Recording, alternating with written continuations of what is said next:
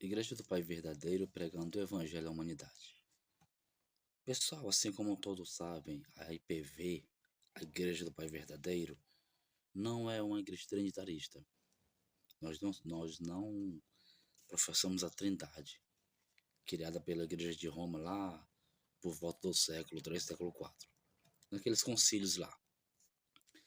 Bem, aí eu conversando com um certo evangélico sobre aquele assunto do que o Senhor Jesus sabe ou não o dia do seu retorno.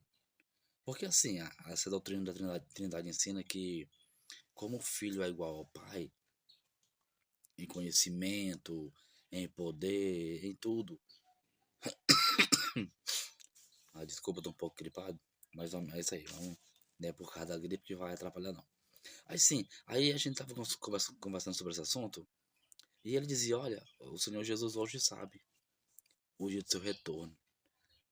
Aí eu falei, olha, mas ele falou bem claro na sua palavra que ele não sabe, somente o Pai, nem anjos, nem um ser humano, e nem o próprio Filho, mas somente o Pai.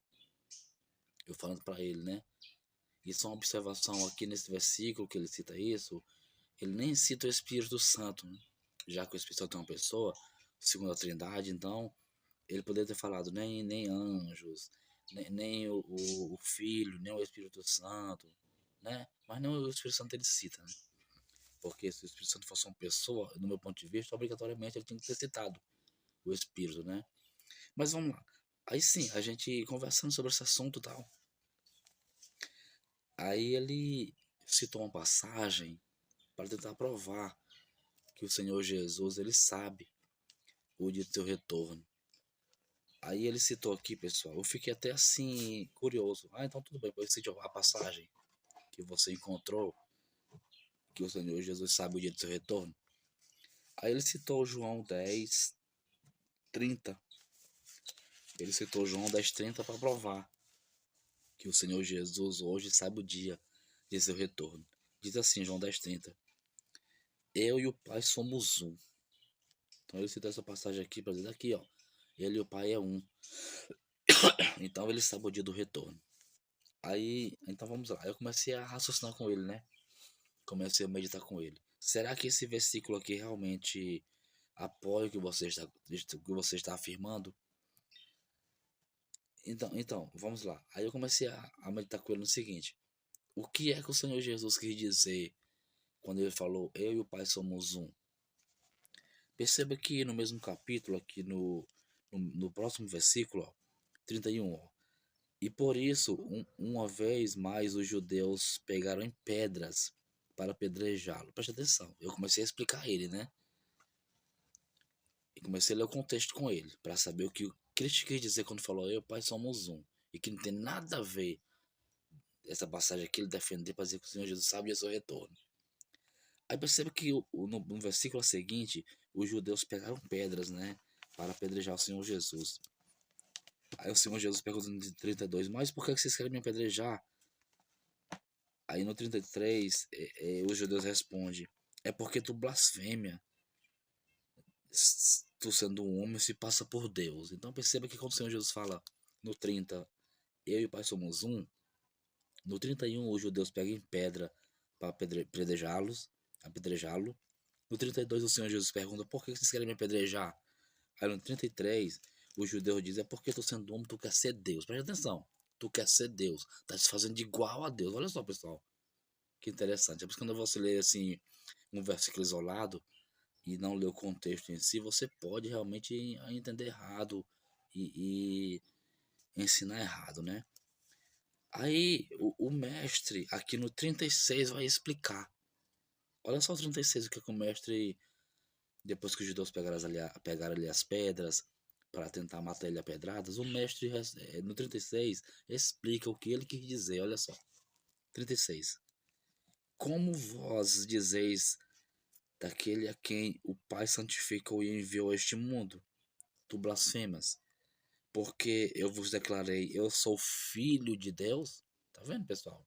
Então aqui no 36, o Senhor Jesus afirmou e explicou que ele quer dizer que eu sou filho de Deus. Eu não disse que sou Deus. Tá vendo? Então, muitas pessoas sem conhecimento, sem entendimento, sem estudo e sem raciocínio, usam o versículo 30 isolado para dizer, tá aqui, ó, Jesus é igual ao Pai, porque ele falou que o Pai somos um. Aí o mestre, no 36, explica que ele quer dizer que eu sou filho de Deus. Não estou dizendo que sou Deus. Aí o mestre, no versículo 39, ó, pulo mais 3 versículos, aliás, no 38, aí o mestre explica de vez o que ele quer dizer, ó, que quando ele e o Pai é um. Presta atenção. Ó, o versículo 38, ó. Mas, desculpa, pessoal, tosse. Eu tô gripado, mas é assim mesmo. A gente aqui não tem negócio de editar vídeo não, certo? Somos o que somos, é isso aí. Bora pra cima. Versículo 38, ó, o mestre diz, mas se as obras que eu faço, mesmo que não acreditais em mim, credes nas obras, para que possais saber e compreender que eu estou em união com o Pai e que o Pai está em união comigo. Entendeu? Então aqui no 38 o mestre explica de vez que quando ele falou eu e o Pai somos um, não é porque ele é igual ao Pai. Ele jamais falou isso, gente. Isso aqui esse versículo 30 aqui, eu e o Pai somos um, isso aqui é muito mal interpretado pelos trinitaristas que querem igualar o Filho ao Pai. Mas no 38 ele explica, né, que o Pai está em mim e o Filho está no Pai. Ou seja, o Pai está em união comigo e eu estou em união com o Pai. Então, quando ele fala que eu e o Pai somos um, é em união. Ambos concordam com o projeto de salvar a humanidade. Compreende? É em união.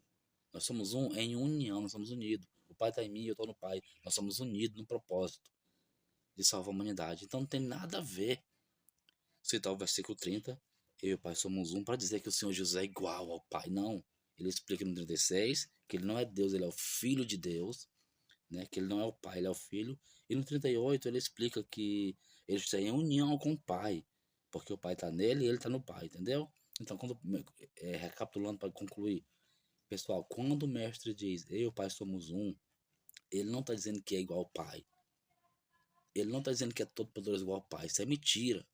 Isso é um certo tipo de exegese. A pessoa pega os seus pensamentos e coloca dentro do texto, onde o texto não diz isso.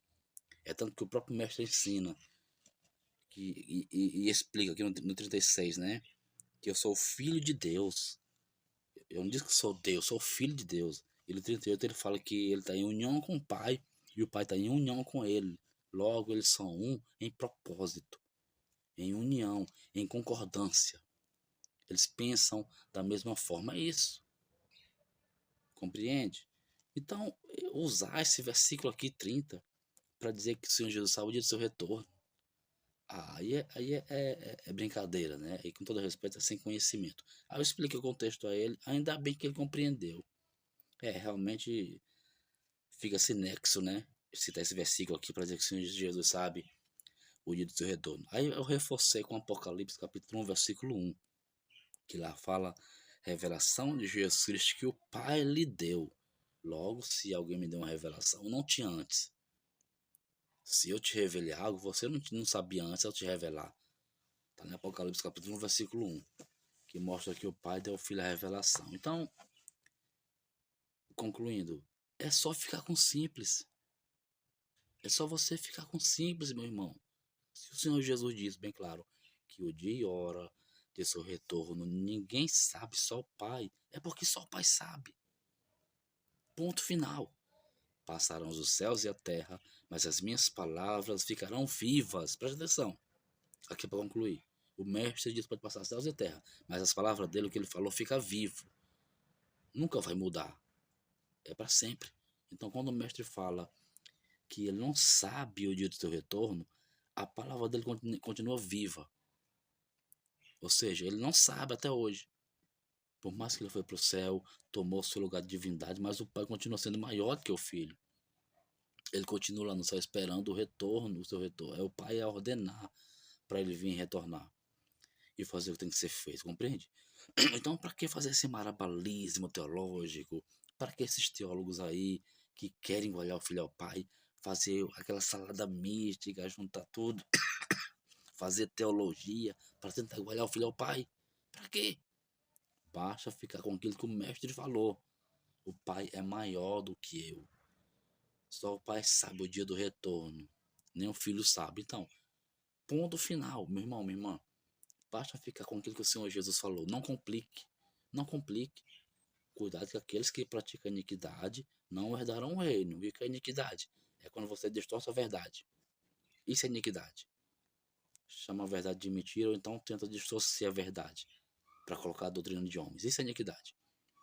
Então, isso aqui é para você refletir e meditar. Igreja do Pai Verdadeiro pregando o Evangelho à humanidade. Congrega conosco.